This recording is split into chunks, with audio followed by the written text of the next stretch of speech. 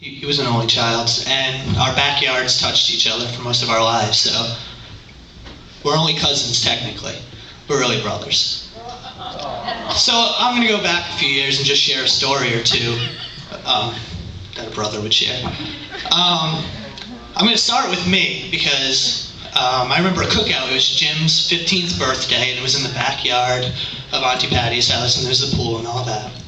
And I was having a good time, and then our moms found me in the corner of the backyard crying. They were like, "Why are you upset?"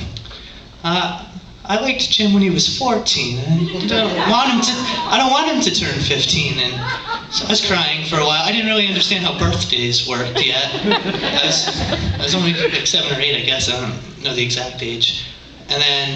But I only tell that because I remember when I turned 15, right around, it was the same weekend, Jim brought me to a party with his friends, who was a few years older than me. Some kind of like all-day sporting event, I can't remember what it was.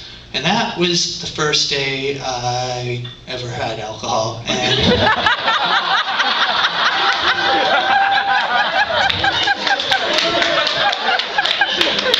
I cried that day too, but I don't know why. But Jim was like my big brother, and he was the first person I had drinks with, and he took me around and showed me a great time when I was younger. Anybody who knows Jim knows that he kind of walks to the beat of his own drum.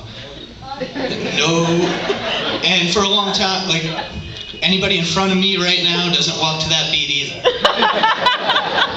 He looks at the world with imagination and creativity and enthusiasm, and Diana absolutely does too. It's the only person I've ever met that gets my cousin perfectly. So, nobody else here does, and you know you don't. And you guys are perfect for each other. And my entire life, walking this planet, I've never met anybody who's more perfect for Jim than Diana is. And I don't even have to wish for happiness because I know it's absolutely destined for you. And congratulations, Jim. All right, good job. You make it very tough to follow that up. You do realize that, right?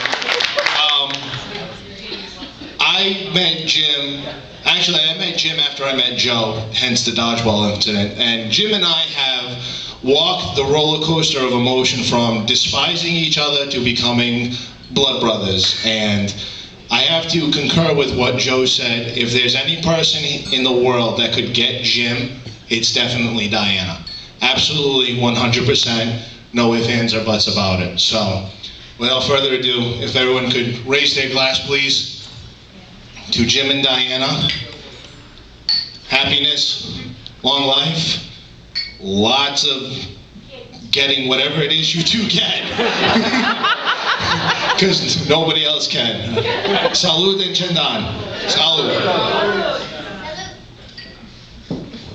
Thank you very much, ladies and gentlemen. How about a big round of applause for the bride and groom?